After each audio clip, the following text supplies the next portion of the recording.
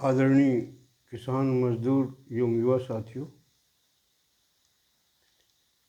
आपको याद होगा कि पश्चिम बंगाल के मुख्यमंत्री ममता बनर्जी जब सत्ता में थी तो कहा करती थी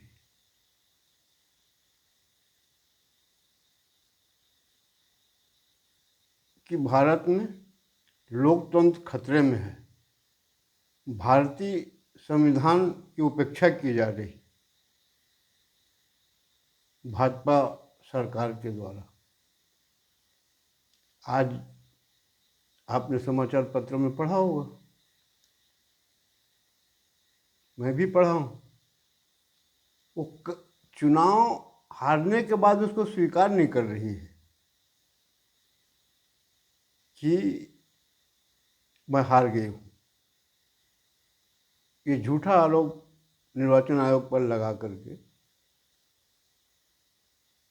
कह रही कि मेरे 100 विधानसभा में मुझको जबरन हरवाया गया। अरे ये देखो, तुम्हारे विधानसभा से जहाँ तुम लड़ रहे थे वहाँ कैसे हार गए? 15,000 वोट से, और दो विधानसभा में हार गए, दो बार हार गए।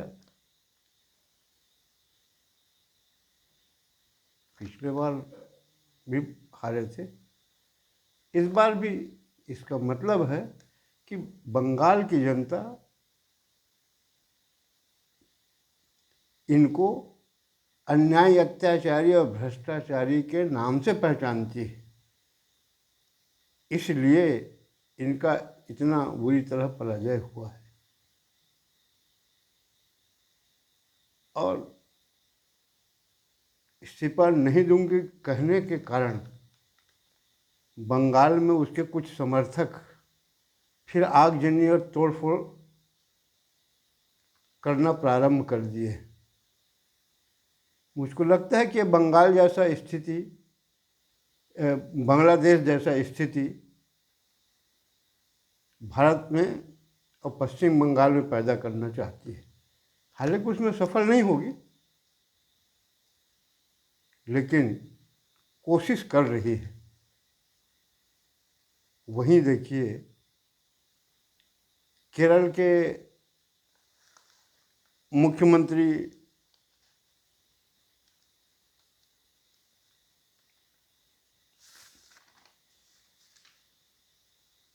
पिनरई विजयन जी और तमिलनाडु के मुख्यमंत्री श्री M.K. स्टालिन जी ने सत्यता को स्वीकारा और जाके राज्यपाल को त्यागपत्र सौंप दिया। ये हैं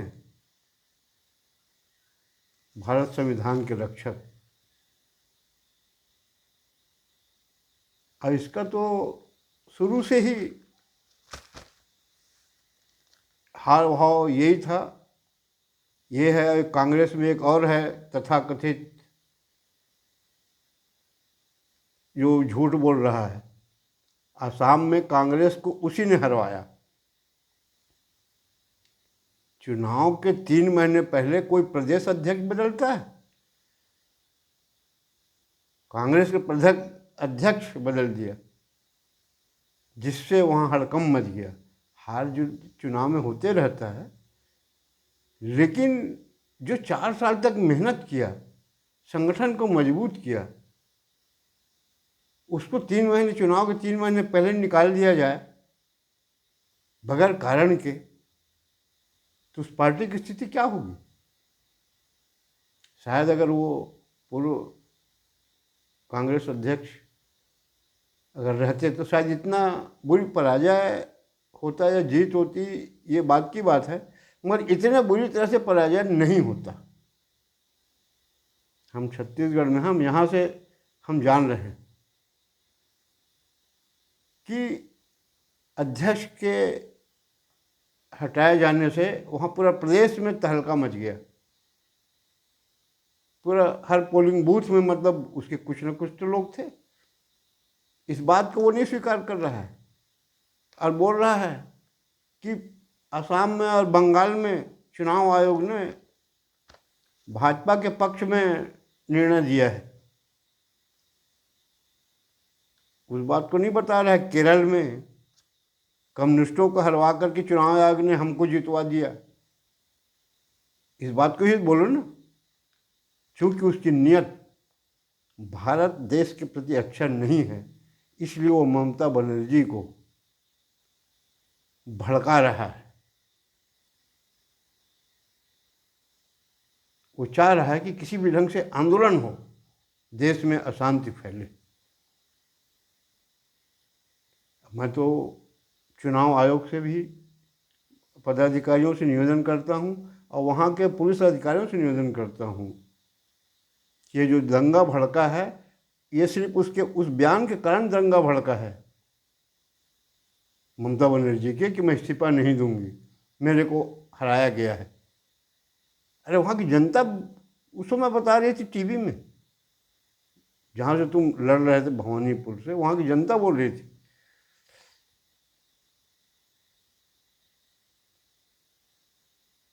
तो विपक्ष के लोग जो चाह रहे हैं ना, ऐसा अशांति फैला के देश के केंद्र की गद्दी में या प्रदेश की गद्दी में नहीं बैठ सकते, चाहे वो कोई भी पार्टी हो। क्योंकि हमारे देश की प्रजातंत्र की व्यवस्था कुछ दूसरे ढंग से है। अगर ममता बनर्जी मेरे से ज़्यादा कानून जानती हो आप, 7 तारीख तक है आपका टाइम कार्यकाल। अभी कार्यकारी हो, अभी भी समय है, त्यागपत्र दे दो जाके कल, नहीं तो बेइज्जती हो जाएगी। देश में महिलाओं का अपमान मत कराओ कि महिलाएं यहाँ संविधान के मुताबिक नहीं चलती। महिलाओं की बहुत बदनामी हो जाएगा, इसलिए जाके त्यागपत्र दे दो। और नहीं तो राज्यपाल जी 7 तारीख के बाद बर्खास्त कर देंगे। अब विधायकों का नाम राजपत्र में प्रकाशित करने के बाद जो भी बड़ा दल होगा उसको सरकार बनाने के लिए आमंत्रित करेंगे। क्या रह जाएगा? तुमको आंदोलन करना है या विरोध करना है तो सुप्रीम कोर्ट चले जाओ ना, कि कहाँ कहाँ तुम्हारे 100 लोगों को किस ढंग से हराया गया, क्या परिस्थिति थी। सुप्रीम कोर्ट तो है ना।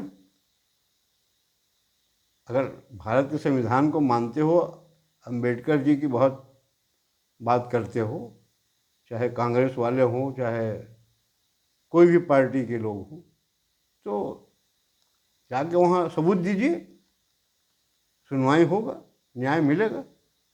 और हारने के बाद, जीतने के बाद तो तुम बंगाल को अशांत करते ही थे, आज हारने के बाद अशांत करना चाह रहे हो। तो वो तो बौखलाए हैं भाजपा वाले पुराने। तुमने जो उनके ऊपर, उनके कई लोगों का हत्या जो करवाया है, वो बदला लेने के लिए तैयार हैं। इस बार बहुत घमासान हो जाएगा। इसलिए 5 साल इंतजार करो और अपने संगठन को मजबूत करो। और जो बोल रहे हो ना कि मैं देश के विपक्षी दलों को संगठित करके एकता बनाऊंगी, आप वही कर लीजिए। चुनाव, लोकसभा चुनाव बहुत नज़दीक आ रहा है, समय कम रह जाएगा, इसलिए न्याय के रास्ते में चलो। और नहीं तो जितना अन्याय किए हो ना, पूरा एक एक पब्लिक वहाँ तुम्हारे खिलाफ थाने में रिपोर्ट करेगी, इतना केस लग जाएगा धारा तुम्हारे खिलाफ कि तुम जिंदगी भर जेल में सड़ जाओगे। जब तुम्हारे दिल में आज हारने के बाद इतना दुर्भावना है, तो 15 साल जिनको तुमने सताया है, उनके दिल में जीतने के बाद क्या दुर्भावना का बदला लेने की इच्छा नहीं होगी? जरा सोचो, चाहे कोई भी पार्टी के नेता हो, सत्यता को स्वीकारिए और देश को एक ऐसा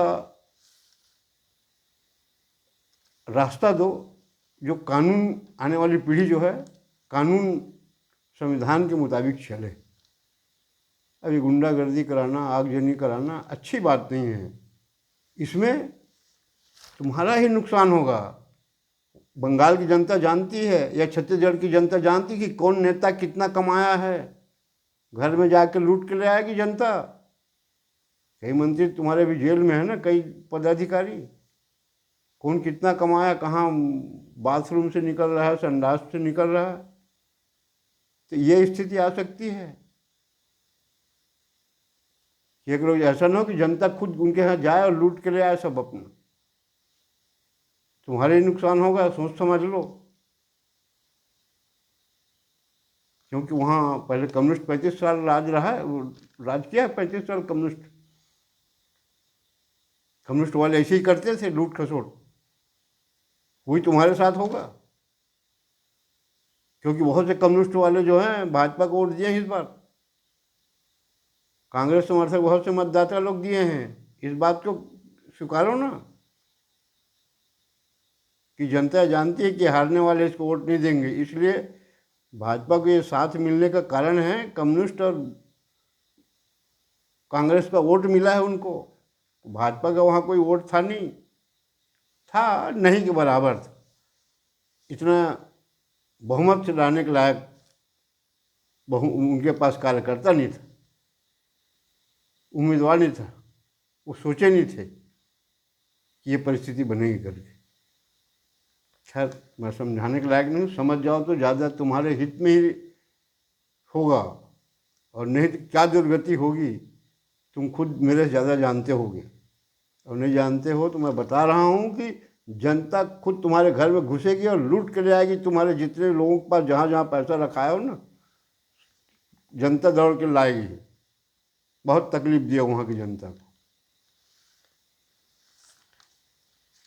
मैं तो कांग्रेस के उस नेता को सलाह देता हूँ, जब ममता बनर्जी की तुम सलाह दे रहे हो कि निर्वाचन आयोग ने भाजपा को जितवाया है आसाम में और बंगाल में, केरल में सरकार क्यों बना रहे हो? कम्युनिस्ट को दे दो ना फिर, हम नहीं बनाएंगे करके। वहाँ चुनाव आयोग ने तुमको जितवा दिया क्या? इस बात को भी बोलो। वहाँ कैसे जीत गए?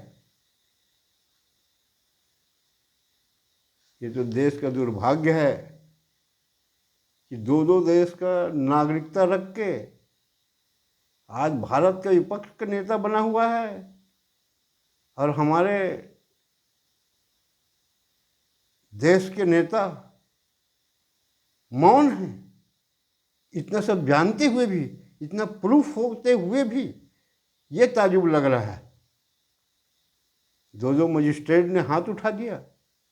ये बोलता था कि भाजपा वाले पूरे सब संस्थाओं में, सरकारी संस्थाओं में कब्जा कर लिए हैं। अब पता लग रहा है कि कब्जा इसका ज़्यादा है।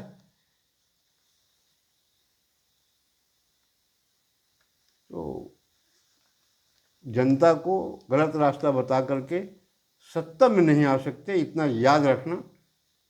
अगर कांग्रेस को सत्ता में आना है तो भ्रष्टाचार का मुद्दा लाए सामने, और जनता के सामने शपथ ले कि मैं अब सत्ता में लाओगे तो भ्रष्टाचार नहीं करूँगा, और शासन की हर सुविधा को मुफ्त में दिलाने की व्यवस्था की घोषणा कराओ आपके पार्टी संगठनों से।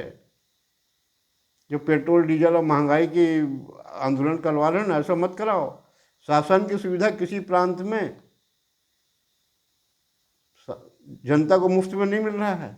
इस बात का कांग्रेस विपक्ष जो है जनता को आश्वस्त करे कि हमारा सत्ता आएगा तो हम शासन सुविधा मुफ्त में देंगे, और आज से दिलाना शुरू करो। इसके लिए आंदोलन करो, तो एक बार जनता सोचेगी। क्योंकि जनता देश के भ्रष्टाचार से बहुत त्रस्त है, और कहीं हो चाहे ना हो, छत्तीसगढ़ में तो है ही। ये बता रहा हूँ कांग्रेस वालों को, अगर हिम्मत है तो प्रदेश कांग्रेस कमेटी सरकारी कार्यालयों में अगर लूट हो रहा है कि नहीं, ये देख रहे हो कि नहीं, जान रहे हो कि नहीं, और जान रहे हो तो इसके खिलाफ आंदोलन क्यों नहीं कि सरकार की हर सुविधा मुफ्त में मिले। कर्मचारी अधिकारियों को तनख्वाह मिलता है, आवाज कर्मचारी तनख्वाह से ज़्यादा रिश्वत कमा रहा है।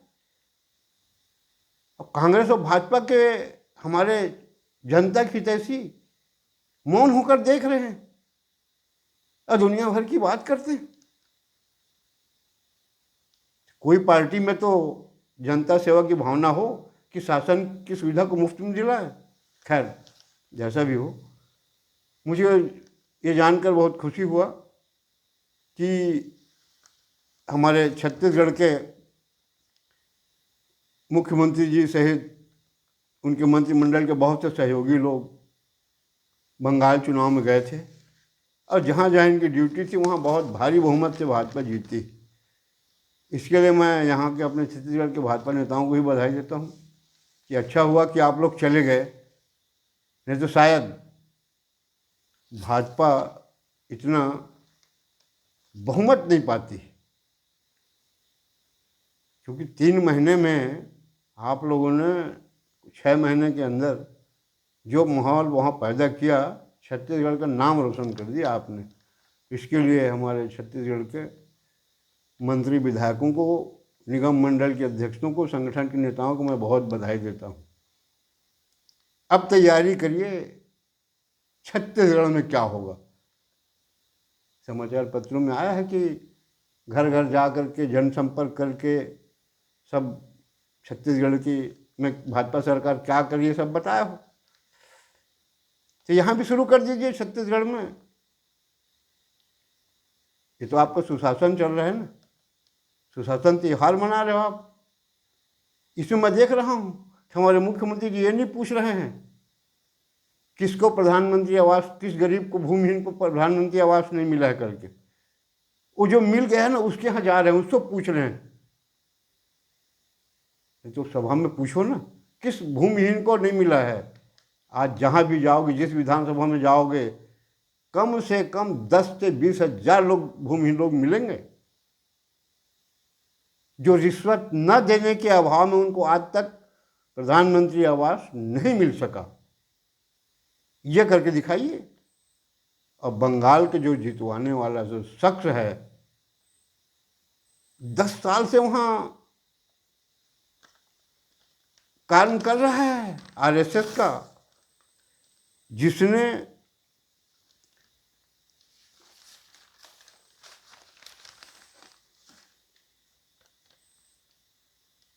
पूर्व राष्ट्रपति आदरणीय प्रणब मुखर्जी जी को 2018 में आरएसएस के नागपुर कार्यक्रम में ले गया था।